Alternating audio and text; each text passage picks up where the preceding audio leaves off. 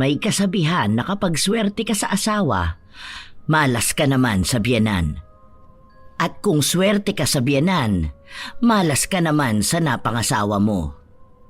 Natuon si Leia sa unang pagpipilian kung saan nakapangasawa siya ng isang responsable at maalagang lalaki. Ngunit merong mata pobre at intrimitidang biyenan, kung saan lahat na lang ng kanyang gawin ay may napupuna. Dahil ayaw paalisin ni Luz ang anak niya sa poder niya, nanirahan ang mag-asawa kasama siya, na naging bunga ng mas malalang kaguluhan na dumating pa sa puntong kinakailangan pa ang itim na mahika para pigilan ang pagmamahala ng dalawa. Magagawa kayang maisalba ang pag-iibigan kung kinakailangang pumili sa pagitan ng ina at asawa. Ay, ano ba yung ginagawa mo sa bata? Bakit mo naman nilabas ka agad yan? Sinabihan na kitang bawal ilabas ang sanggol hanggat hindi pa nag-iisang buwan, hindi ba? Sinasama mo sa kamalasan mo ang apo ko eh. Ay, kapag wala talagang kwenta ang babae, nadadamay ang bata. Akin na nga ang apo ko. Papaarawan ko lang sana si baby, ma. Ang sabi kasi maganda ang pagpapaaraw sa mga sanggol kapag ganitong umaga. Yung anak naman po ni Jessa, inilalabas naman po niya kahit wala pang isang buwan ng baby niya. 3 weeks naman na po si baby. Kahit na, hindi ka na naman nakikinig sa mga pamahiin namin eh. Saka, wag mo nga ako matawag-tawag na mama. Hindi pa kayo kasal ng anak ko. Hindi pa kita tanggap. Baka marami pang mangyari. Naanakan ka lang at nanay ka lang ng apo ko. Matagal naman na po kami nagsasama ni Steve. Aba kahit na, marami pang pwedeng mangyari. Bata pa ang anak ko, baka mas makakilala pa yun ng mas matinong babae kesa sa'yo na nagpabuntis ng maaga. Kaya hayan, anong nangyari sa'yo ngayon? Halatang wala kang pinag-aralan at nagiging pabigat ka sa anak ko. Ewan ko ba dyan kay Steve? Bakit ba naman sa dami ng babae ikaw pa talaga ang pinatulan? Sana naman po bigyan ninyo ako ng pagkakataon. Ginagawa ko naman po ang lahat para lang matanggap ninyo. Hay, hindi yun mangyayari. Kahit na kailan, hindi. Masyado kang ilusyonada. Bakit ikaw ang gumagawa niyan, mahal? Dapat hinintay mo na lang ako umuwi kung hindi pa naman nakapagluto ng pagkain. Nagpahinga ka na lang muna sana. Tulog ba si baby? Oo, mahal. Kapapatulog ko lang. Hindi pa nga ako nakakapaglinis ng kwarto. Saka nakakahiya naman sa pamilya mo kapag hindi ako kumilos dito sa bahay. Ayoko naman na may marinig sa nanay mo. Baka sabihin nun na inaabuso kita at wala akong kwentang asawa. Hindi na nagsalita si Leia dahil ayaw niyang humaba pa ang magiging usapan nila. Hindi rin naman niya matatalo pagdating sa bungangaan ang biyenan dahil masyadong matabil ang dila nito. Kinagabihan, habang naghahain ng pagkain si Leia, dumating ang kanyang asawa at humalik ito sa kanyang pisngi. Hindi napansin ni Leia na habang nagsasalita sila ay naririnig pala siya ng biyenan niya. Nalaman niya lang ito noong narinig niya ang mahinang pagtawa ng may pang-iinsulto. Nang lingunin niya, nabakas sa mukha ni Luz ang dismaya. Nakangiwi ang labi nito habang nakataas ang isang kilay.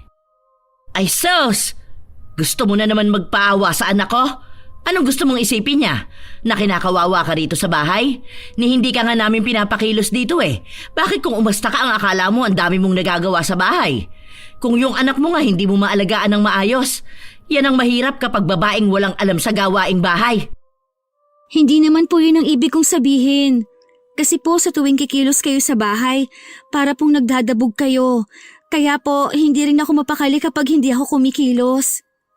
Oh, nakita mo na ang inaasta ng asawa mong bastos. Sumasagot na sa akin. Baka nakakalimutan mong nakatira kayo sa bahay ko. Aba, huwag kang aasta rito na kung sino ka ha. Isa ka lang sampid dito sa pamilya namin. Ma, wag mo naman pong pagsalitaan ng ganyan si Luz. Asawa ko siya eh. At nanay siya ng anak ko. Hindi siya sampid sa pamilyang to. Ginagawa naman po niya ang lahat para lang matanggap niyo siya eh. Nakita mo na ang epekto ng babae na yan sa'yo? Nagiging sutil ka na at marunong ka na ngayong sumagot sa akin. Bahala nga kayo dyan. Basta ayoko sa babae na yan. Wala akong pakialam kahit nanay pa yan ang apo ko. Palalayasin ko yan dito kapag gusto ko. Galit na umalis si Luz sa harapan ng dalawa.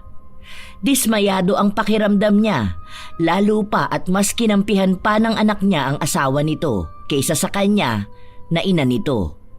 Dahil sa inis ni Luz, lumabas siya kung saan niya naabutan na nagkukwentuhan ng mga kumari niya. Oh, bakit mukhang stress na stress ka naman? Parang napapadalas naman yata ang pagsisimangot mo nitong mga nakaraang araw. Sinong hindi sisimangot kung nakikita mong nagiging bastos ang anak mo dahil sa babae niya? Mukhang naiimpluwensyahan ng mali ng babaeng yun ang anak ko eh. Nakakadismaya lang, Mare. Bakit kasi hindi mo papabukurin? May trabaho naman ang anak mo. Baka naman makakuha na sila ng upahan nila. Siguro naman dapat hindi na sila dyan nakatira dahil may asawa na siya. Hindi pwede. Ano? Gusto mong hindi na ako mabigyan ng pera ng anak ko at ibigay na lang lahat sa babaeng yon? Aba, ang swerte naman niya. Magiging palamunin lang siya ng anak ko, tapos magpapakasarap lang siya sa buhay niya. Hindi ako papayag. Bahala siyang magtiis sa bahay at maranasan ng impyerno. Hindi ba pinili niya yan? Naglandi siya at nagpabuntis kaya magtiis siya. Ikaw rin naman ang nagpapakahirap sa sitwasyon nila. Bagong panganak yan. Alangan namang pagtrabahuhin mo kagad, ni hindi pa nga nag-iisang buwan. Basta, hindi ako papayag na lilipat sila ng bahay. Mamaya ang anak ko pa ang mag-asikaso sa tamad na yun. Kawawa lang din ang apo ko. Kung makakagawa lang ako ng paraan para lumayas talaga siya sa pamamahay ko gagawin ko. Basta iiwan niya ang apo ko. Nararamdaman ko na magiging irresponsable lang siyang ina. Hindi matigil ang pagbubunganga ni Luz patungkol kay Leia. Lahat na ng klase ng paninira na nakikita niya sa manugang ay sinabi na niya. At kahit paanong pilit ng mga kumari niyang payuhan siya, wala ni isa sa kanila ang pinakinggan niya. Lumilipas ang mga araw, nagpapatuloy si Luz sa pagbubunganga kay Leia at ang pangmamaliit niya rito. Habang si Leia naman ay hindi na kumikibo. Hay, nako! Heto na naman, ang kalat na naman ng bahay. Ano ba naman yan? Wala man lang nagwalis. Diyos ko naman. Ako na lang nang ako ang kumikilos dito sa bahay. Anong akala ninyo, may katulong kayo? Masyado kayong napakasenyorita. Hindi kayo prinsesa sa bahay na ito, ha? Pumilos din kayo, hindi palaging tulog ang inaatupag. Ano ba yan? Dinadala hanggang dito ang pagiging batugan. Kawawa naman ako. Nagising si Leia dahil sa boses ng biyanan niya. Tiningnan niya pa ang anak niya na natutulog pa rin. Dahil sa pagdadaldal ni Luz, napilitan si Leia na tumayo kahit napakiramdam niya ay babagsak ang katawan niya. Nakakaramdam siya ng hilo dahil hindi siya masyadong nakatulog. Dahil noong gabi na yon, nag-asikaso siya ng mga gamit sa bahay at napuyat din sa pag-aalaga ng anak niya. Maingat na lumabas si Leia at naabutan ng biyenan niya na nagdadabog sa pagpupulot ng mga gamit sa sahig. Mga damit yon ng mga anak ni Luz. 3 ang anak niya at si Steve ang panganay. 15 anyos naman ang bunso. Tulungan ko na po kayo, Ma. Ako na po dyan. Ay sus! Kung hindi pa ako magagalit at magsasalita rito, hindi mo pa maiisipang gawin yan? Kailangan pa palaging utusan? Dapat ba palagi mong naririnig ang boses ko para kumilos ka rito sa bahay? Para kang hindi babae, ano? Gusto mo palaging makalat ang bahay? Naglinis na po ako kagabi.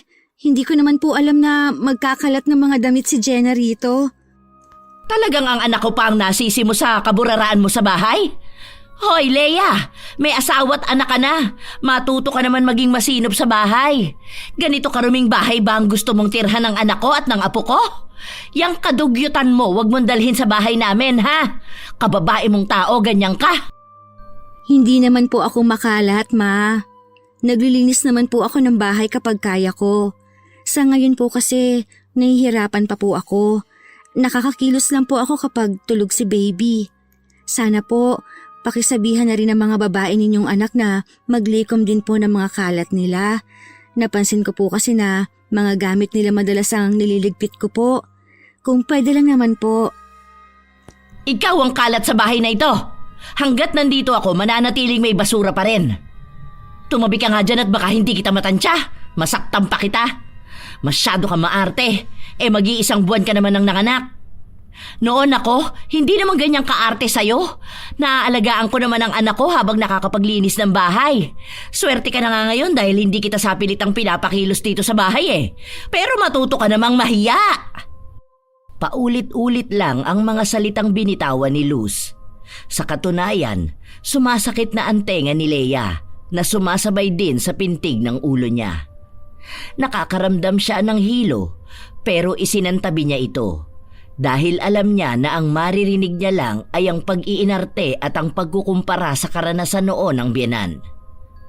Nang sumapit ang gabi, naghihintay si Luz sa anak niya na lumabas ng kwarto.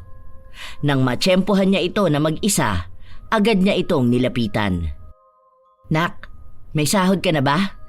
Nakita ko kanina nag-aabot ka ng pera sa asawa mo Opo ma, ito po pala ang pang-ambag ko sa bahay. Kailan po pala ang bayaran ng tuition ni Angela? Para sana maitabi ko na rin at kung magkano po. 3,000 lang? Bakit ito lang ang binigay mo sa akin? Nagtaas na raw ang sahod mo kapareha sa anak ni Kumaring Lourdes. Bakit ito lang ang natanggap ko?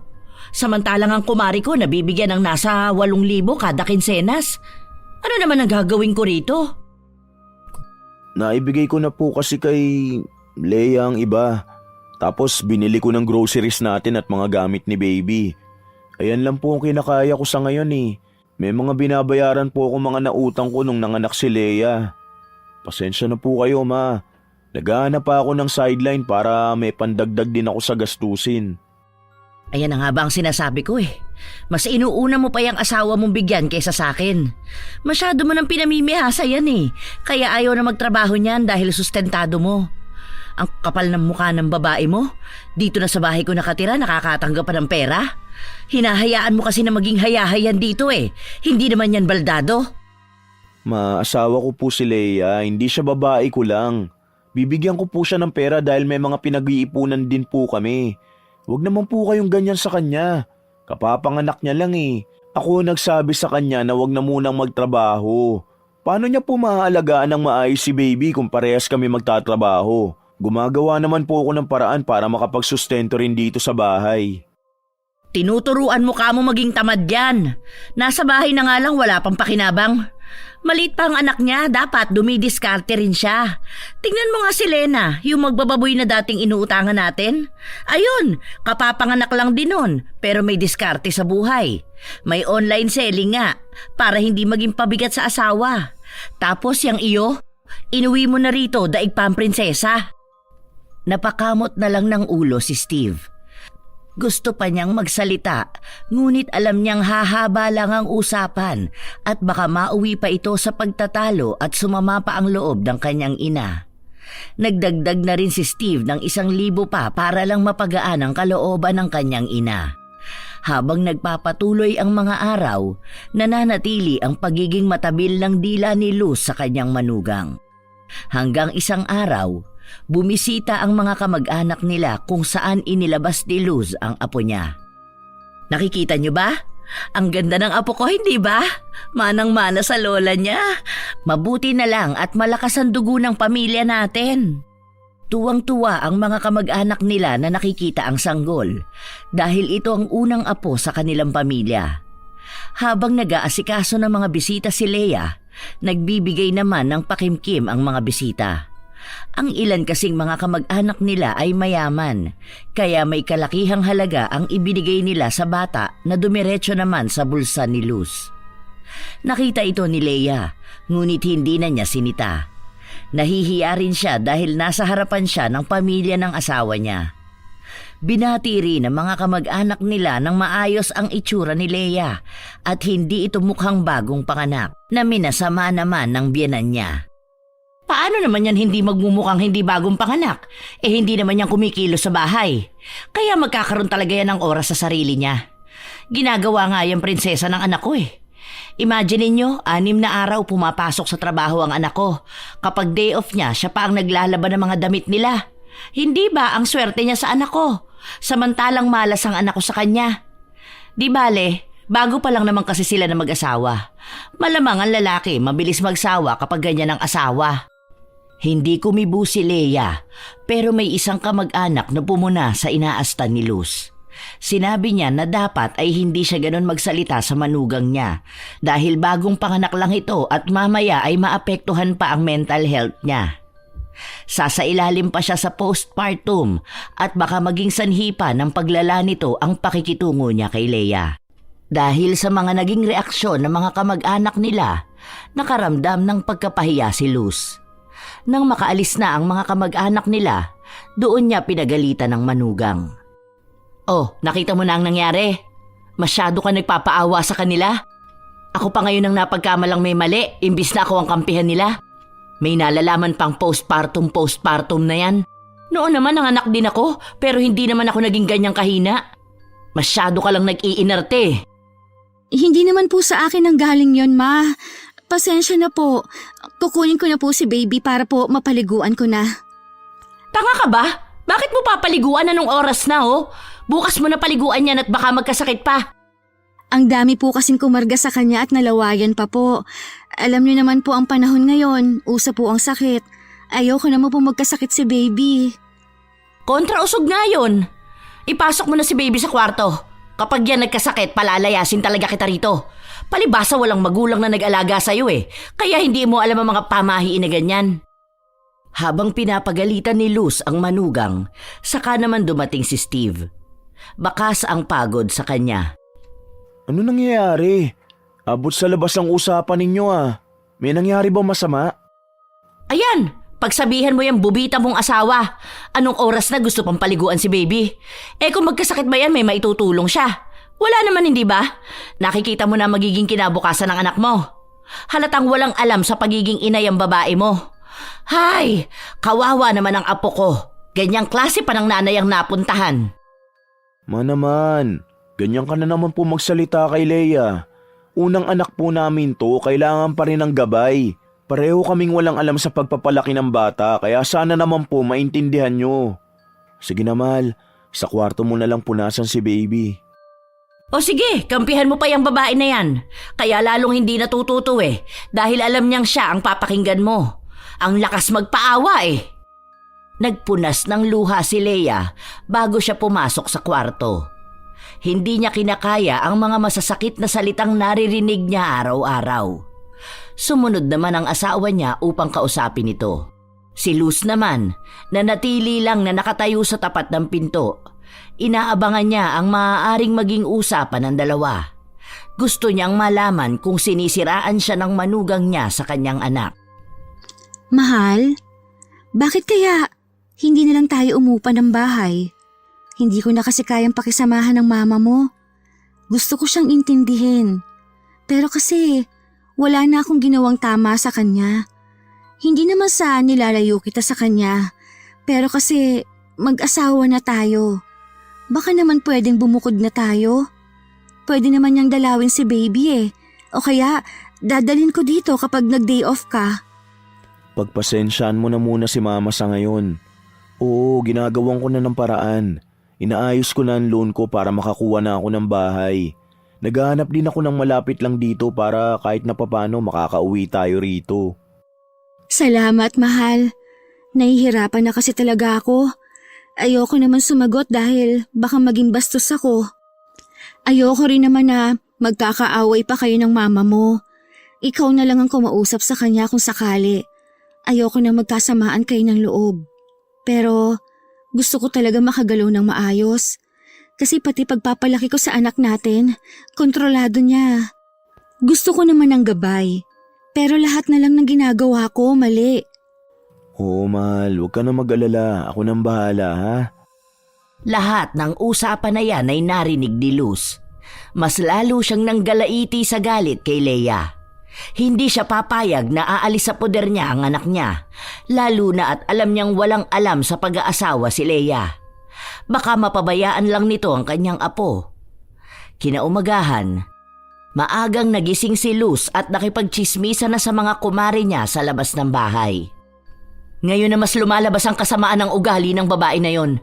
Ngayon gusto niya na umalis na sila sa bahay. Paano? Masosolo na niya lalo ang sahod ng anak ko. Kung hindi ba naman mukhang pera? Wala nang ang pakinabang. Hindi pa mabuting asawa at ina. Tapos ganyan pa? Ewan ko talaga kung saan sila pulutin kung magkataon na lumipat sila ng bahay. Bakit hindi mo hayaan, Mare? Para malaman nila kung gaano kahirap ang bumuo ng pamilya.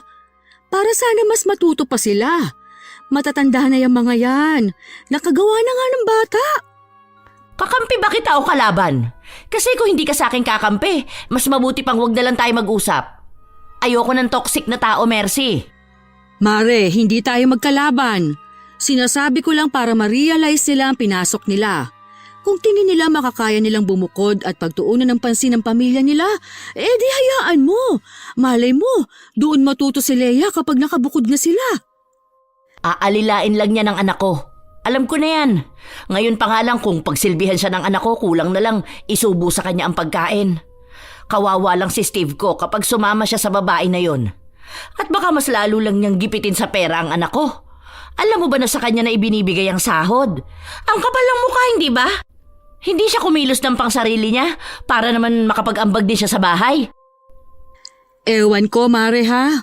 Pero dapat kayo-kayo nag-uusap niyan eh. Pamilya niyo yan. Problema ng mag-asawa yan. Tapos nalalaman namin. Hindi ba dapat ang problema niyo sa bahay? Kayo lang ang nakakaalam. Mamaya pagchismisan pa ang asawa ng anak mo. Para nga malaman ninyo kung gaano kawalang kwenta ang napangasawa ng anak ko. Mukha pang malandi, tapos maluho pa. Saka ano naman kung pagchismisan siya? Matagal naman na siyang sanay sa ganun. Tingnan mo nga, halatang walang pakialam sa mga tao. Talagang ilalabas ko ang baho niya para naman kahit papano ay kapitan ng hiya. Napaka-toxic niyang tao. Ang lakas niya magpasok ng negative energy sa bahay. Iling lang ang naibigay ni Mercy sa mga sinabi ng kumari niya. Umabot sila ng pananghalian kung saan pagbalik ni Luz sa bahay ay saktong nagluluto naman si Leia. Abala ito sa kanyang ginagawa nang lumapit ang biyenan. Inoobserbahan nito ang ginagawang pagluluto ni Leia. At baka sa mukha niya na diskumpiyado siya sa niluluto nito. Anong niluluto mo? Bulalo po, Ma. Sabi kasi ni Steve na miss na raw po niya kumain ng bulalo kaya po nilutuan ko siya. Bakit hindi mo sinabi sa akin? Para sana nilutuan ko ang anak ko. Ayaw ko naman po na maistorbo po kayo. Gusto ko rin po sana paglutuan siya kasi paborito niya po ito eh. Paluto na rin naman po ito para po makakain na po tayo. Sige na po, Ma. Magpahinga ka na lang po muna. Ako na pong bahala rito. Ngumiwi si Luz habang nakapamewag na nakatingin sa niluluto ni Leia. Kailan pa naging paborito ng anak ko ang luto mo? Patikim nga ako kung anong klaseng pagluluto ang ginawa mo dyan.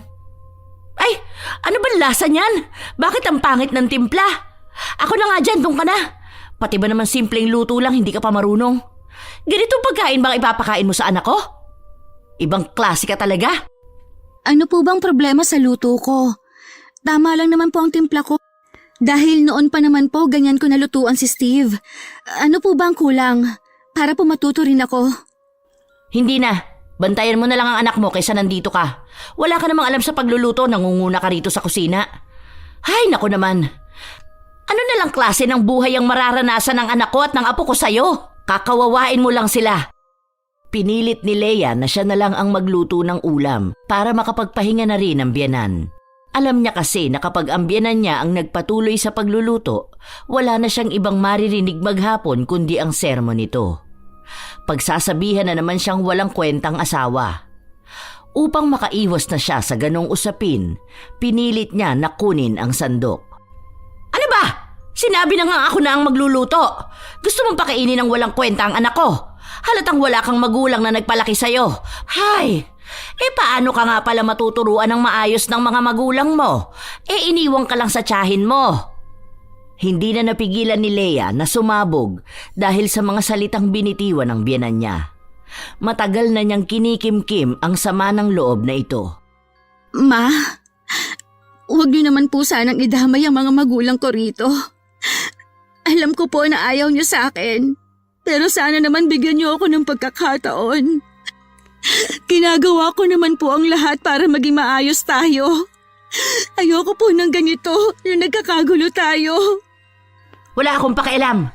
Simula nang dumating ka sa buhay ng anak ko, wala ka nang nagawang tama.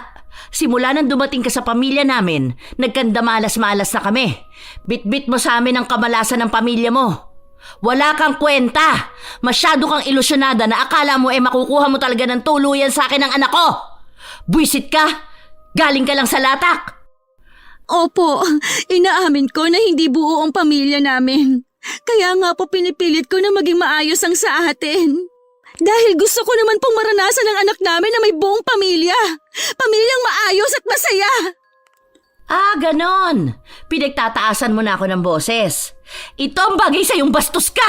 Para magtanda ka, walang yakang babae ka. Hinampas ni Luz ang hawak niyang sandok na kaninang pinanghahalo niya sa nilulutong ulam. Dahil sa pagsangga ni Leia ng kamay niya, dito ito tumama.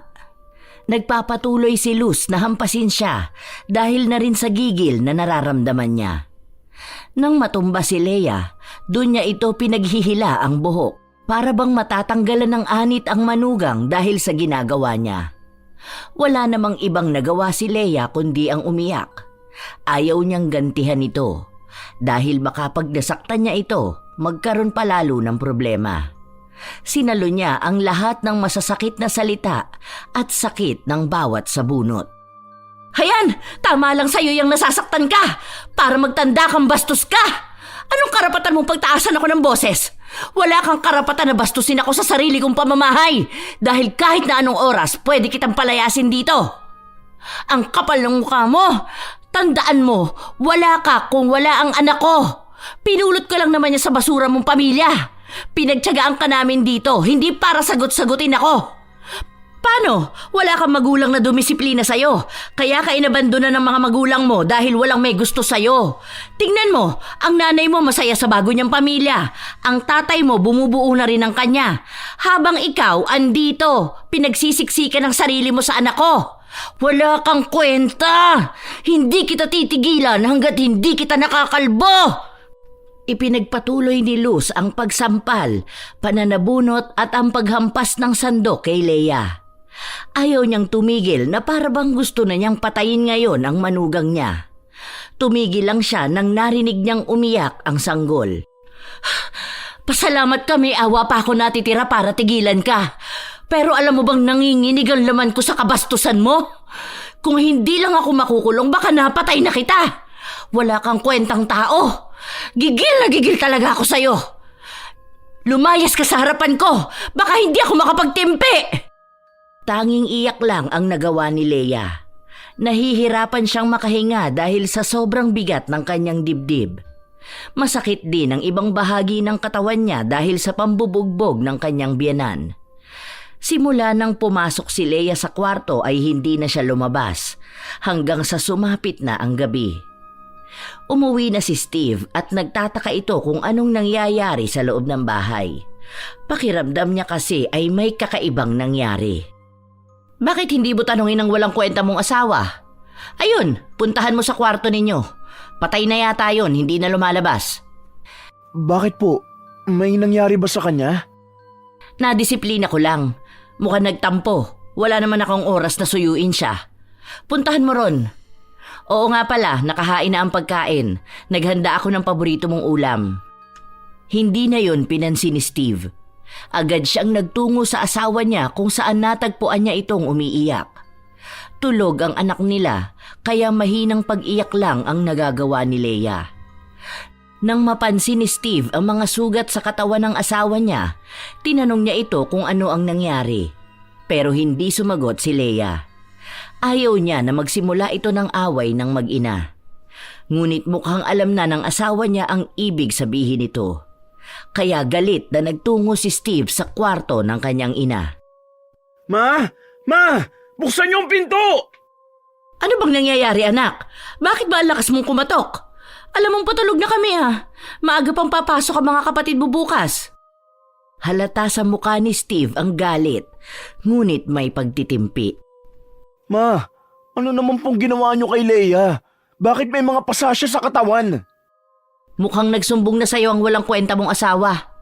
Malamang dinisiplina ko lang siya. Ang kapal ng mukha niya na sagutin ako? Oh, anong kasinungalingan na naman ang sinabi niya sa'yo? Ano, sa kanya ka mas maniniwala? Yan na nga ba ang sinasabi ko eh. Nahahaluan ka na ng kawalang hiyaan ng babae na yon. Nagiging bastos ka na rin. Wala po siyang sinabi sa akin. Pero maalam ko na may kinalaman ka rito. Alam niyo naman po na bagong panganak lang ang asawa ko eh. Bakit naman kailangan niyo siyang pagbuhatan ng kamay? Kilala ko yung asawa ko, hindi ka po niyan kayang bastusin. Kilala mo ang asawa mo? Kami ang kasama niya sa araw-araw. Kung alam mo lang kung gaano ka walang modo yan. Tingnan mo na lang, nahahawa ka na sa kanya. Nagiging bastos ka na rin. Sumasagot ka na sa akin. Sige, yung babae mo ang kampihan mo. Hindi ko alam kung saan kayo pupuluting dalawa. Hindi nagpatinag si Luz sa galit. Ang lahat ng ito ay pilit niyang isinisisi kay Leia. Para bang nanunuot ang galit niya rito na kahit anong pagpapakita sa kanya nito ng mabuti ay hindi niya kayang tanggapin. Aalis na kami rito. Bubukod na kami. Kesa ganitong ginagawa niyo sa asawa ko. Hindi naman po makatarungan to. Alam ko na galit ka sa nanay niya dahil iniwan tayo ni tatay. Pero wala pong kasalanan dun si Leia. Huwag niyo naman pong ipamukha sa kanya palagi ang pagkakamali ng nanay niya. Mabait si Leia, ma. Kung binibigyan mo lang sana siya ng pagkakataon. Nakikita ko naman na ginagawa niya ang lahat eh. Natigilan si Steve matapos siyang sampalin ng kanyang ina. Sandaling katahimikan ang bumalot sa loob ng bahay. Kasunod ang mabibigat na paghinga dulot ng galit. Wala kang modo. Halatang nalaso na ng babae mo yung utak mo. Hindi mo na ako ginagalang bilang ina mo. Hindi mo alam kung anong pinagdaanan ko at kahit na anong mangyari, hindi mawawala ang galit ko sa kanya. Dahil wala naman talaga siyang kwentang babae. At ngayon, mas lalo niya lang pinapatunayan na hindi siya karapat-dapat sa'yo dahil binabago niya ang ugali mo. Bubukod na muna kami. Mas maganda siguro na malayo kami para hindi tayo magkagulo ng ganito. Nanay ko kayo at hindi ko po intensyon na mabastos ko kayo. Pero sana inuunawa niyo rin po ako at galangin niyo ang ina ng anak ko. Sorry ma, sorry po. Pero hindi ko na po kayang magtiis ng ganito. Mahal ko kayo, pero mahal ko rin ang asawa ko. Ngayon talagang gusto mong piliin ang babae na yon. Sige, tingnan natin kung hanggang saan mo kayang panindigan yung pagmamahal mo sa kanya. Malalaman mo rin kung anong klaseng babae siya. Hindi po ako namimili. Ginagawa ko lang po kung ano mas makakabuti sa pamilya natin at sa pamilyang binubuo namin. Sorry ma. Matapos itong sabihin ni Steve ay umalis siya sa harapan ng kanyang ina. Nang gabing yon ay tinuloy ni Steve na umalis. Nagpaalam pa siya sa kanyang ina, ngunit hindi siya nito hinarap. Maging si Leia ay humingi ng tawad kay Luz. Dahil ayaw niyang umalis sila na dala ang samaan ng loob sa mag-ina dahil mabigat ito sa pakiramdam. Ngunit walang naging tugon si Luz. Ilang linggo ang lumipas, hindi nagparamdam sina Steve at Leia, ngunit nagpapadala pa rin sila ng pera na magagamit sa bahay. Simula kasi nang iwan sila ng kanilang ama, si Steve na ang bumuhay sa pamilya nila. Kaya bitbit niya pa rin ang responsibilidad na yon at wala namang problema kay Leia. Hanggang umabot ang ilang buwan, hindi pa rin bumabalik si Steve. Sa halip na makapag-isip ng kamaliang nagawa ang kanyang ina, mas lalo siyang nanggagalaiti sa galit kay Leia. Ilang beses niya ring isinumpa ang manugang. Talagang hindi na nagpakita ang anak ko sa akin. Inilayo na siya ng babaeng yon. Hindi ako papayag. Alam kong nilalaso ng walang kwentang babaeng yon ang utak ng anak ko. Kailangan kong gumawa ng paraan. At ano naman ang naisip mong gawin? Alangan namang ipakulam mo yun. Sandaling natahimik si Luz at napaisip. Mukhang sumang-ayon siya sa naisip ng kumare niya. Tama ka. Ipapakulam ko siya para naman makabawi ako sa kanya. Seryoso ka ba sa naiisip mo, Luz? Kilabutan ka naman. Alam mong maaaring may malaking balik sa'yo kapag nagkataon. Saka, nanay ng apo mo yun. Bakit mo naman ipakukulam? Maawa ka naman. Bakit? Tama lang din naman sa kanya yon. Baka sa ganong paraan mabawi ko ang anak ko at ang apo ko. Mahabag ka naman, Mare. Ay, ano bang nasabi ko? Bakit ba lumabas sa bibig kong pagpapakulam? Hindi ko naman alam na aabot sa ganyan ang galit mo sa manugang mo. Pag-isipan mo muna maigi, Mare. Kasi alam ko mabubuti sila. Kaya lang naman sila umalis dito ay para siguro bigyan ka ng oras na ma-realize ang mga mali mo. Talagang ako pa ang mali? Ako na ang naagrabyado.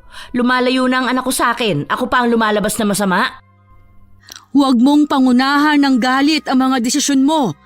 Diyan kadalasan nagkakaroon ng malaking pagsisisi ang mga tao. Hindi na pinakinggan ni Luz ang kumare niya.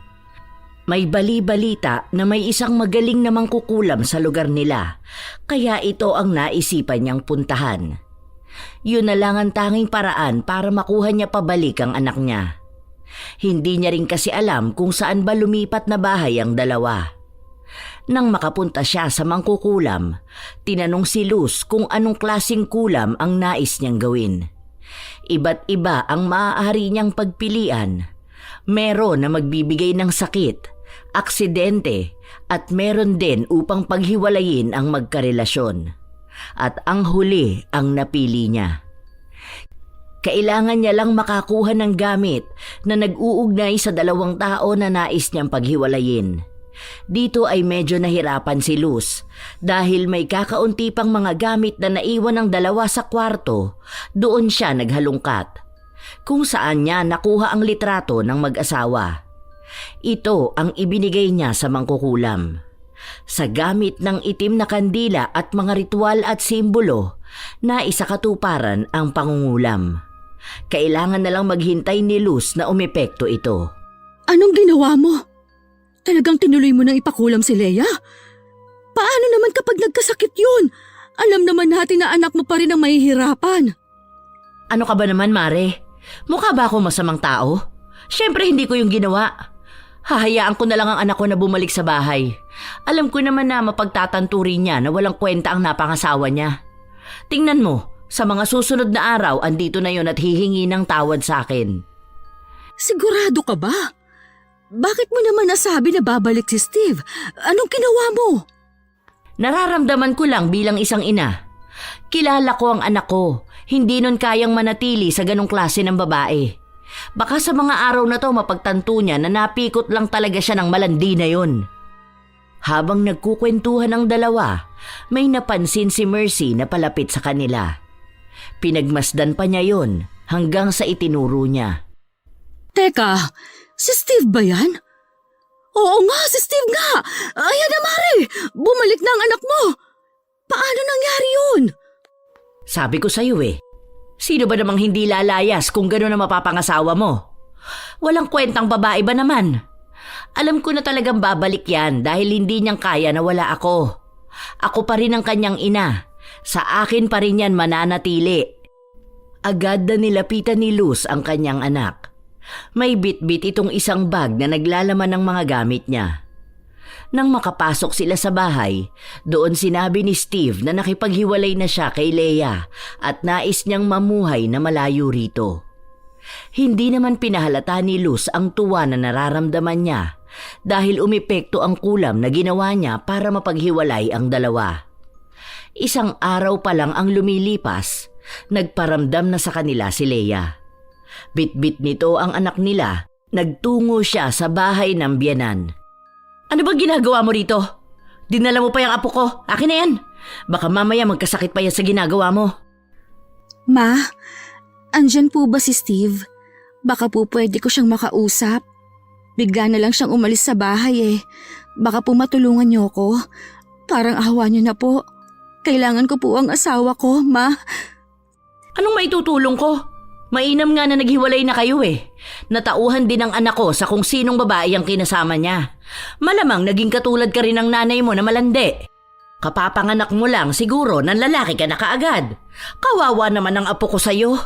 Ibigay mo sa akin ang bata. Hindi ko po iiwan dito ang anak ko. Gusto kong makausap ang asawa ko. Kailangan po namin maayos ang pamilya namin. Hindi naman po kami nagkaroon ng problema. Masaya naman po kami Baka po andyan siya. Wala po siya sa trabaho niya Galing na po ako ron. Sige na po, Ma.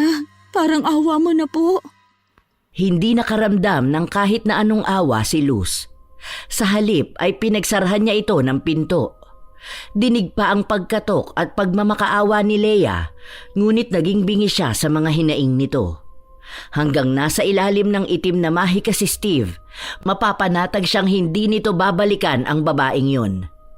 Hindi umalis si Leia hanggang sa sumapit na ang gabi. Maging si Steve ay hindi pa rin nakakauwi ng bahay nila. Ma, sige na po.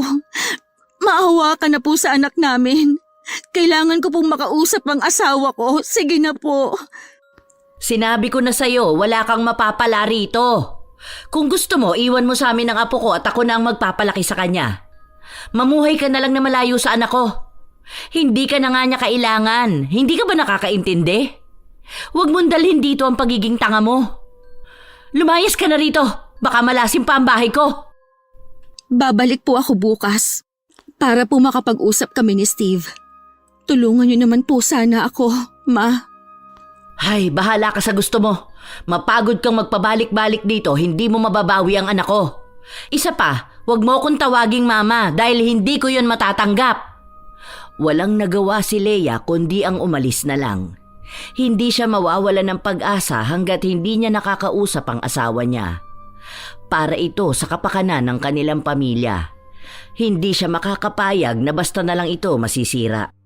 10 oras na ng gabi nang makauwi si Steve. Nabulabog silang lahat sa bahay dahil sa ingay ng mga gamit na nagbagsakan. Diyos ko, anong nangyayari anak ko? Bakit ka ba nagwawala? Teka, tigilan mo yan.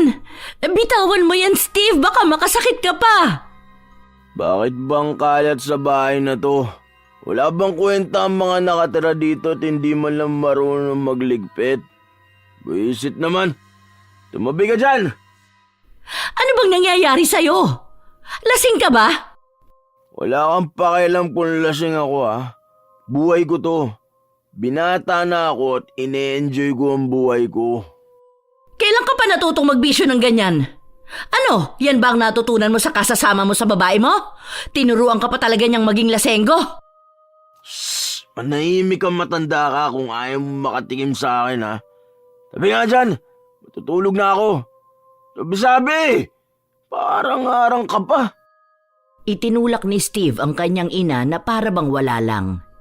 Dahil sa pagkabigla ni Luz sa inaasta ng kanyang anak, natulala lang siya at hindi makapaniwala. Naaalala niya ang dati niyang asawa, kung paano ito umasta noong nagsasama pa lang sila. Dahil sa nakikita niya, si Leia na naman ang sinisisi niya. Dahil hindi mangyayaring magkaroon ng bisyo ang anak niya kung hindi ito tinuruan ni Leia. Habang pinipilit ni Luz na itago ang anak niya, mas lalo namang lumalala ang nagiging ugali nito. Isang beses ay umabot ng gabi ang paghihintay ni Leia sa asawa niya. At talagang pinagpipilitan mo pa rin ang sarili mo rito? Umalis ka na! Tamang dito na muna sa amin ng bata. Sige na, bago ka pa maabutan ng anak ko. Alam mo ba kung anong nangyayari sa kanya? Napapariwara na siya. Kung nakikita mo lang ang masamang impluensya mo sa kanya. Hay nako! Nabalitaan ko po na hindi na siya pumapasok sa trabaho at napapadalas ang pakikipagbarkada niya. Kaya nga po, gusto ko siyang maabutan ngayon para makausap. Huwag mo nang gatungan pa ang ginagawang kalayawan ng anak ko. Sinusubukan kong mapabago siya, kaya utang na loob naman, Leia. Tantanan mo na siya. Napapadalas na ang pakikipagbarkada niya eh. Napapariwara ang buhay ng anak ko dahil sa'yo. Alam ko pong may nangyayari kay Steve. Hindi po ako ang may kagagawan nito. Alam ko po na makakaya ko pa po siyang mapabago. Please, Ma. Hayaan niyo naman po ako makausap ang asawa ko. Para na rin po ito sa kapakanan ng anak namin. Ngumiwi lang si Luz habang nakatingin sa manugang niya. Umiiling pa ito at hindi kumbinsido sa pagpapaawa ni Leia. Lahat ng kamalasang nangyayari sa kanila, lahat iyon ay kagagawa ni Leia. Inabot na ng kalaliman ng gabi nung dumating si Steve. Naghihintay si Leia sa labas ng bahay at kahit na malamok ay nagtiyaga siya.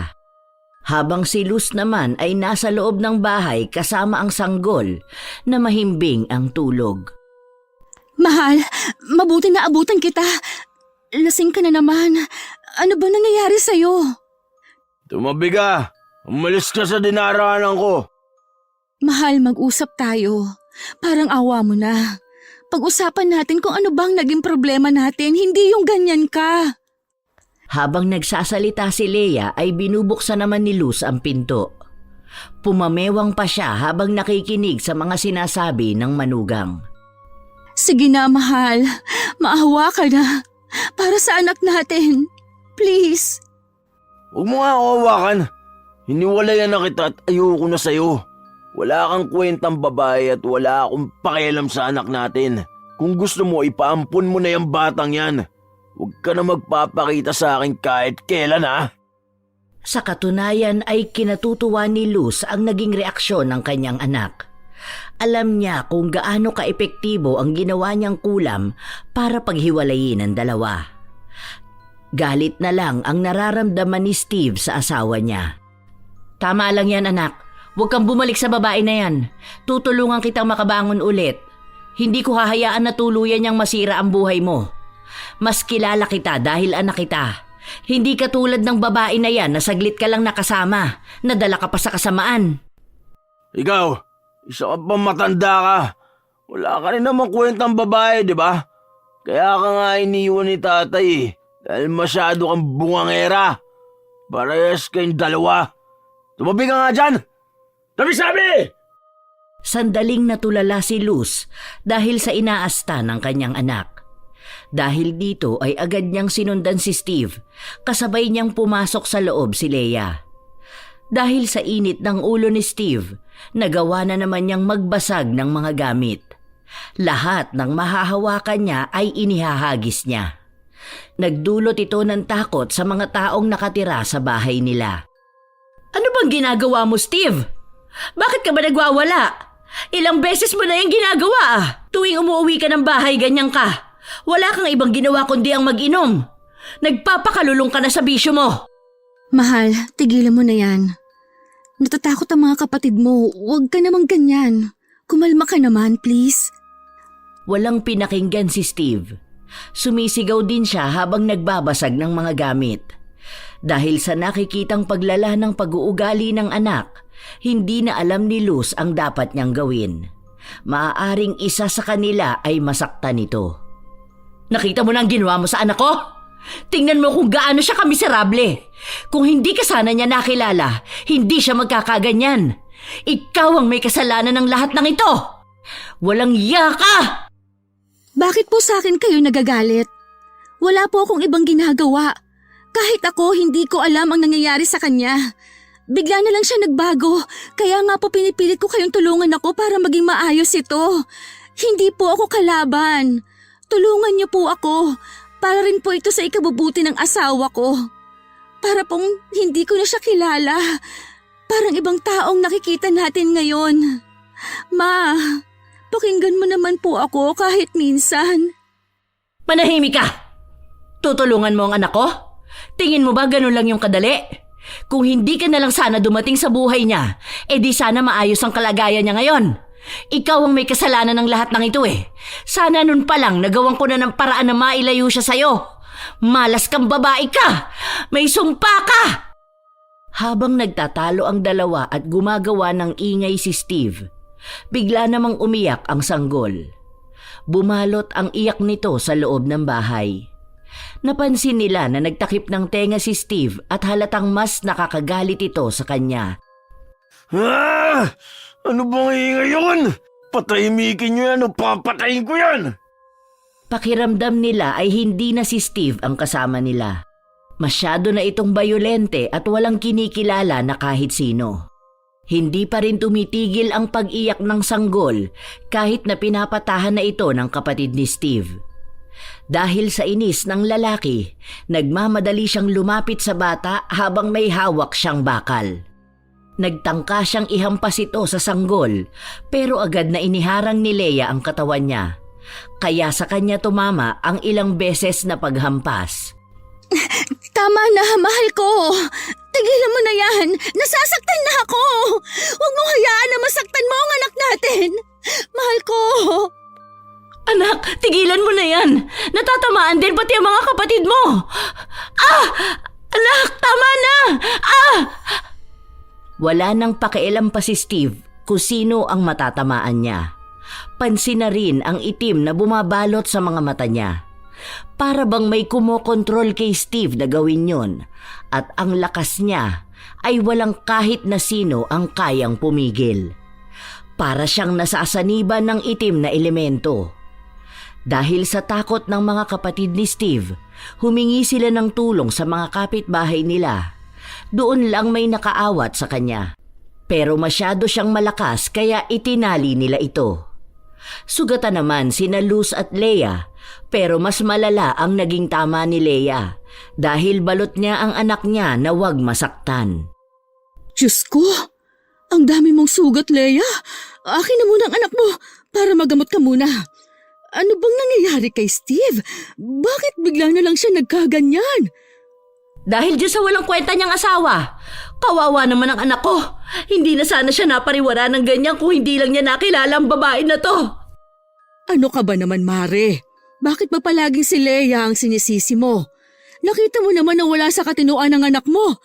Para siyang sinasapian ng kung anumang elemento. Sigurado ka ba na hindi mo tinuloy ang pagpapakulam mo? Pagpapakulam po? Nagpakulam po kayo? Pinakulam niyo po ba kami ni Steve? Ano bang kulam ang sinasabi ninyo? Hindi ko yung gagawin. Bakit naman ako magpapakulam? Hindi yan epekto ng kahit na ano. Epekto mo yan bilang masamang asawa sa kanya. Ikaw ang dapat sisihin sa mga nangyayari sa anak ko. Dapat napatay ka na lang niya. Kahit na anong mangyari ay hindi aamin si Luz sa ginawa niya. Alam niya na wala naman magiging epekto ang kulam, lalo na at ginawa niya yon para sa kapakanan ng kanyang anak. Si Leia lang ang tanging may kasalanan ng lahat. Ngunit hindi kumbinsido si Leia sa naging sagot sa kanya ng biyenan. Alam niyang gumamit ito ng itim na mahika.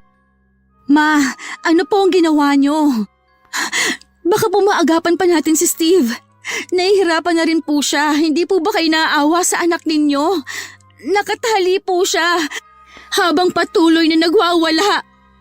Sinabi na ngang wala akong ginawa sa kanya eh. Tingin mo ba ipapakulam ko ang sarili kong anak? Dahil kung may ipapakulam ako rito, alam natin na ikaw yon para tuluyan ka nang mawala sa buhay namin. Oo nga, sana yun na lang ang ginawa ko. Ang ipakulam ka para ikaw ang nagsasakripisyo, hindi ang anak ko. Ano ka ba naman, Mare? Huwag mong pagsalitaan ng ganyan si Leia. Nag-aalala rin siya para sa asawa niya. Bukas na bukas magpapatawag ako ng albularyo para malaman natin kung ano bang nangyayari kay Steve. Hindi na. Huwag kayong magpapatawag ng albularyo. Alam kong magiging maayos ang anak ko. Ang intindihin nyo ay ang pagpapalaya sa babaeng ito. Ayoko makita siya rito. Paano magiging maayos ang anak ko kung palagi niyang makikita ang sumira ng buhay niya? Naging mataas pa rin ang pride ni Luz kahit sa mga panahon na ang anak na niya mismo ang nagsasakripisyo. Ang gusto niya ay tuluyang mapaalis si Leia para sa kagalingan ng anak niya. Lumilipas ang mga araw, nananatiling nakatali si Steve. Naging tampulan na rin sila ng mga bali-balita na nababaliw na ang anak ni Luz. Dahil dito, mas lalo lang nadadagdagan ang galit ni Luz sa manugang. Ano pang ginagawa mo? Hindi ba sinabi ko na sa'yong umalis ka na rito?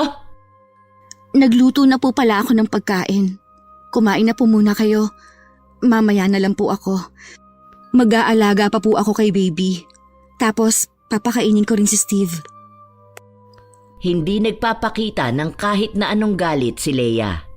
Mas pinagtutuunan niya ng pansin ng kanyang pamilya at kahit na nasasaktan na siya sa mga salita ng biyenan, mas pinapakita niya rito ang tunay na pagmamahal niya sa anak nito. Umabot ng linggo, napapansin din ang pangangayayat ni Steve. Wala sa kanila ang kinakausap nito. Sa halip ay palagi siyang nakasigaw at galit. Minsan pa nga ay idinudura niya kay Leia ang pagkain na isinusubo nito sa kanya. Nakakaramdam na ng pagod ang pamilya nila sa mga nangyayari. Ma, baka po pwedeng kayo muna ang magbantay kay baby. May papasukan po akong trabaho bukas. Diyan lang po yun sa may patahian. Wala pong mapagkukuhanan ng pera ngayon kaya Kailangan ko pong magtrabaho para makatulong dito sa bahay. Pasensya na po kayo. Kailangan ko lang po talaga na magbabantay muna kay baby eh. Uwian naman po ako. Tapos kapag tanghali, ako po ang mag-aasikaso kay Steve para po makapagpahinga kayo. Bahala ka sa buhay mo. Mabuti naman at nakapag-isip ka na rin ng mga maitutulong mo sa pamilya namin.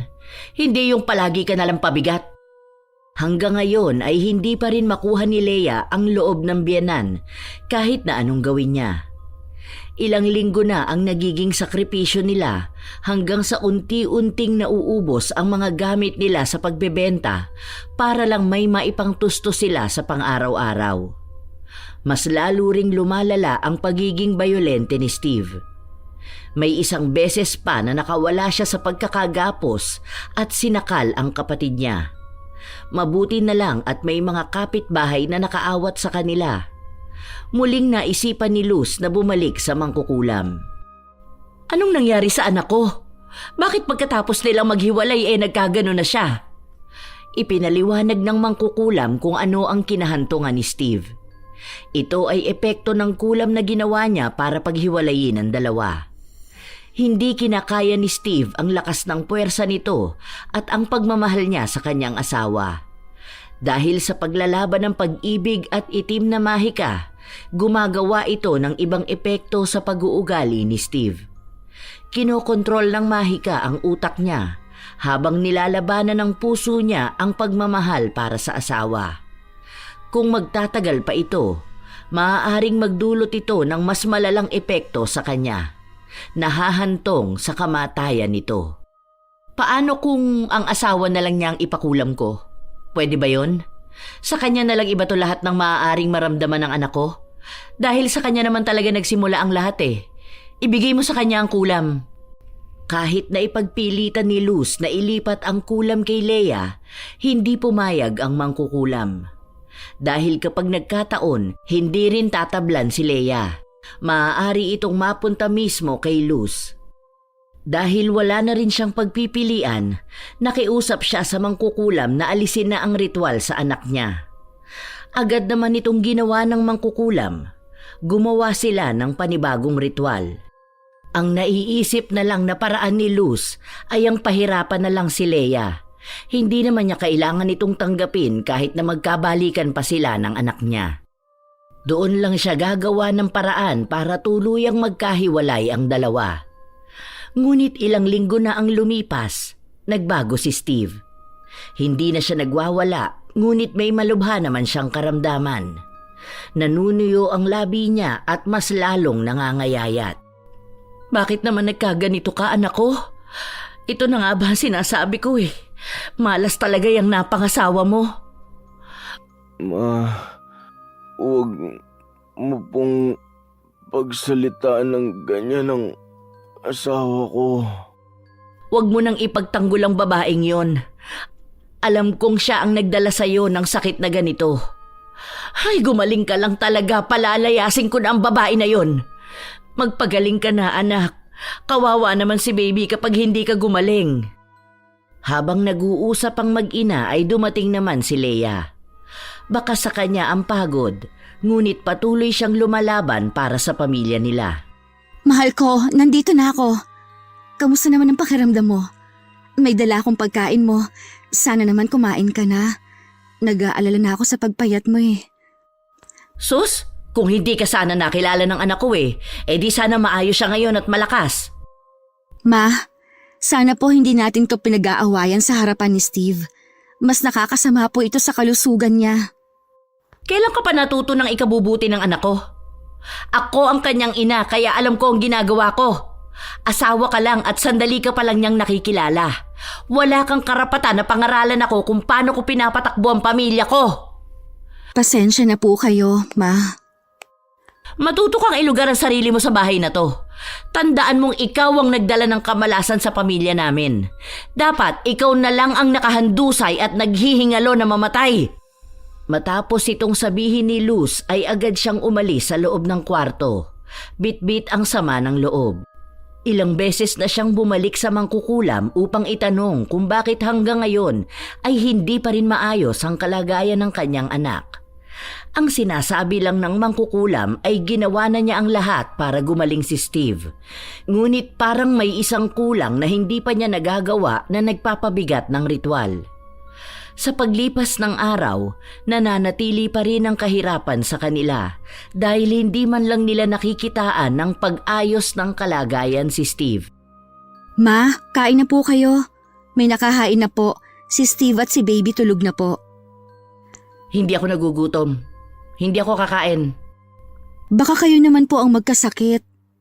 Kapag sinabi kong hindi ako kakain, hindi ako kakain. Ano bang pakialam mo kung magkasakit ako?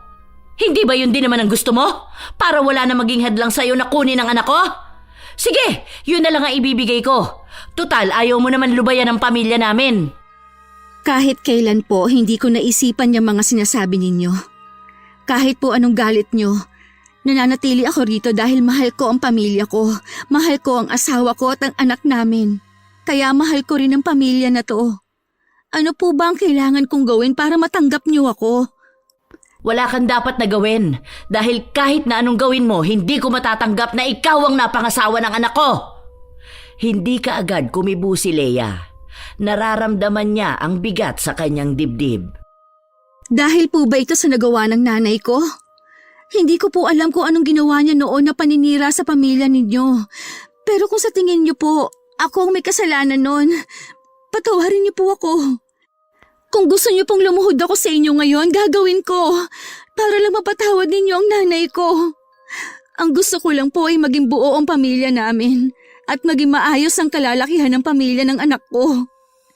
Dahil kahit minsan po, hindi ko naramdaman na magkaroon ng buong pamilya na tatanggap sa akin. Ayokong iparana sa anak ko yun, na palagi niyang tatanungin kung ano ang mali sa mga magulang niya, na siya ba ang may kasalanan kaya sila nagkahiwalay. Siguro naman po, ayaw niyo rin na maramdaman ng apo ninyo ang naramdaman noon ni Steve, na iisang magulang lang ang kasama. Ngayon pinapamukha mo sa akin na ako na naman ang may mali rito. Kasalanan yun ng nanay mo. Kung hindi siya naging kabit ng asawa ko, sana kasama namin siya nung nabubuhay pa siya. Huwag mo akong paandaran ng pagpapaawa mo, ha? Hindi kita tatanggapin kahit na mamatay ka pa sa harapan ko. Lumuhod si Leia sa harapan ng kanyang biyenan. Alam ko po na bitbit ninyo ang sakit ng nakaraan. Pero sana po, huwag ninyong hayaan na maging dahilan ito para sa ikapapahamak ng pamilya ninyo. Patawad po sa lahat ng yon. Patawad po, Ma. Sa pagtatangka ni Leia na yakapin ang biyenan, agad itong umalis sa harapan niya. Ilang araw din ang lumipas matapos ang usapan na yon. Nagiging mas malubha pa ang kalagayan ni Steve, hanggang sa punto na nagpapaalam na ito sa kanyang asawa at sa kanyang ina. Habang nasa loob ng kwarto ang mag-ina, hindi napigilan ni Luz na maluha. Ma, pasensya na po kayo kung hindi ako naging mabuting anak sa inyo. At marami akong hindi naibigay sa pamilya ko. Hindi ko po alam ang itatagal ng buhay ko. Dahil gusto ko na rin pong sumuko. Pagod na ang katawan ko. Kapag nawala na po ako, sana po gabayan niyong mag-ina ko. Si Baby Jack po. Sana'y makasama niya pa kayo ng mas matagal. At may isa pa po akong pakiusap sa inyo. Sana po magkaayos na kayo ni Leia. May iwan siya na mag-isang magtataguyod sa anak namin. Sana po huwag niyo siyang pahirapan. Wala siyang kasalanan sa lahat. Matagal na po nating alam na ayaw na sa atin ni tatay. Hindi lang ang nanay niya ang naging babae ni tatay. Hanggang sa tuluyan na niya tayong iwan. Mabait po si Leia. Kung bibigyan niyo lang ng pagkakataon na makita ang mga ginagawa niya, huling-hiling ko po na magkaayos na kayong dalawa. Kahit isang beses lang po. Bago ako mawala, makita kong maayos ang pamilya na iiwan ko. Bumuhos ang luha sa loob ng bahay. Doon lang mas lalong naunawaan ni Luz ang lahat, na kahit anong gawin niya, kahit pakamatayan ang humadlang sa dalawa, mahal na mahal nila ang isa't isa. Marami ang naapektuhan dahil sa ginawa niyang pagkulam sa dalawa para tuluyan silang magkahiwalay. Hindi lang pala si Leia ang mawawalan dahil wala ring kasing sakit kapag siya na mismo ang maglilibing sa kanyang anak. Dahil sa naging kahilingan ni Steve, nagbigay pa ng 2 araw si Luz para isiping mabuti ang mga desisyon niya kung saan niya kinausap si Leia. May kailangan po ba kayo, Ma? Hinahanap niyo raw po ako. Mahal mo ba talaga ang anak ko? Mahal na mahal ko po si Steve. Kaya po ginagawa ko ang lahat para maipakita sa kanya na magiging maayos din siya at magiging maayos ang pamilya natin. Hindi nagsalita si Luz. Agad niyang niyakap si Leia. Nakaramdam ng init ng pagtanggap si Leia sa mga yakap na yon, kaya hindi na niya napigilan ang maiyak. Huwag niyo na pong isipin yon, Ma. Ang mahalaga po sa akin ay ang magkaayos na tayo at masimulan na po natin ang panibagong buhay kung saan masaya ang pamilya natin. Patawarin mo ko. Masyado akong naging makasarili dahil ayoko mawala sa akin ang anak ko. Ang hindi ko alam, ako na pala mismo ang gumagawa ng paraan para habang buhay siyang mawala sa akin. Ang akala ko kasi ako lang ang babaeng dapat magmahal sa kanya, kaya hindi ko matanggap na darating ang araw na bubuo na siya ng sarili niyang pamilya. Patawarin mo ko sa mga nasabi ko sa iyo noon. Ang daming masasakit na salita at mga pisikal na sakit ang naibigay ko sa iyo. Patawad, anak ko. Patawarin mo ko kung nagawa kong gumamit ng itim na mahika para lang paghiwalayin kayo. Ngayon na nakikita ko ang resulta, mas lalo ko lang palang binigyan ng pasakit ang anak ko. Dapat ay hinayaan ko siyang magmahal at tanggapin na kahit anong mangyari ay bubuo sila ng sarili nilang pamilya. Isa akong ina na dapat ay gagabay. Hindi isang ina na pilit sisira sa kanila. Patawarin ninyo ako. Ginawa ko na ang lahat para mawala ang sumpa ng kulam. Pero wala pa ring nagiging epekto. Patawad. Pagtanggap ang nagbigay ng dahilan para lumaya ang sumpa na kaakibat ng mga galit na nararamdaman ni Luz at ang naging pagpapatawad naman ni Leia ang nagbigay ng panibagong liwanag sa kanilang pamilya.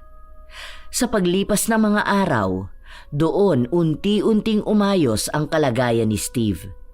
Habang nagtutulungan ang kanyang ina at asawa sa pag-aasikaso sa kanya. Wala na ang bangayan sa bahay. Mas nagiging malapit na rin ang dalawa sa isa't isa, lalo na sa salitang pag-aalaga nila sa sanggol.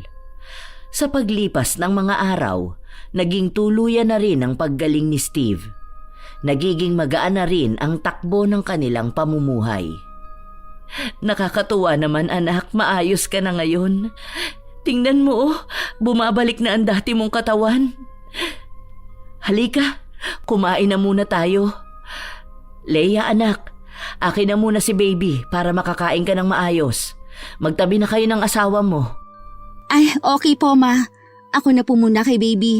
Napuyat niya na po kayo kagabi eh. Kain na po tayo. Mahal ko, umupo ka na rito. Alam mo ba akong nagluto nito? Tinuruan na ako ni Mama para makuha ang timpla niya. Para daw mas lumakas ka pang kumain. Mabuti nga nagiging maayos na ulit ako. Pwede na ulit ako magtrabaho. At masaya akong makita rin na nagiging maayos na kayong dalawa. Wala na akong naririnig na bangayan. Siyempre naman, naisip ko rin naman na tama ka nga. Mabuting asawa at ina si Leia. Nakita ko kung ano ang minahal mo sa kanya. At dahil mahal kita anak, dapat ko ring mahalin ang mahal mo. Ano ba yan? Mag-iiyakan na naman ba tayo? Hayaan na natin yan, tapos na po yan. Tara na, kumain na po tayo.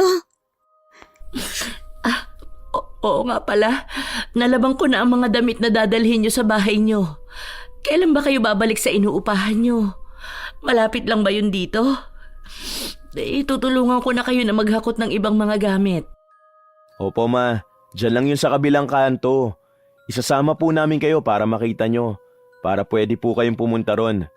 Maganda rin yun para kapag nasa trabaho ko, may makakasama si Leia sa bahay. Tapos, pwede rin naman po kaming pumunta dito ni Baby para po hindi nyo gaanong mamiss ang apo nyo. Hindi po ba ang saya?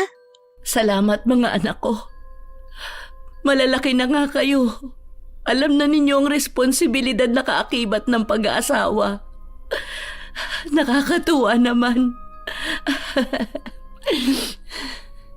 Pinag-usapan nila ang masasayang mga plano. Pumayag na rin naman si Luz na bumukod na ang dalawa dahil yun naman ang tama. Dahil bumubuo na sila ng kanilang sariling pamilya, dapat ay hayaan niya ang kanyang anak na maging responsable para sa pamilya nito, lalo na ngayong lumalaki na ang kanilang anak. Simula ng mga araw na ito, naging maayos na ang kanilang mga samahan. Wala na ang galit at ang sumpa ng kulam. Hanggang sa lumaki na rin ang pamilya ni Steve at Leia, na natili si Luz na nagbibigay ng gabay sa mga ito. Hanggang sa maging ang iba pang mga kapatid ni Steve ay nagkaroon na rin ng kanya-kanyang pamilya. Doon na pagtanto ni Luz ang kahalagahan ng pagkakaroon ng isang masaya at tunay na pamilya.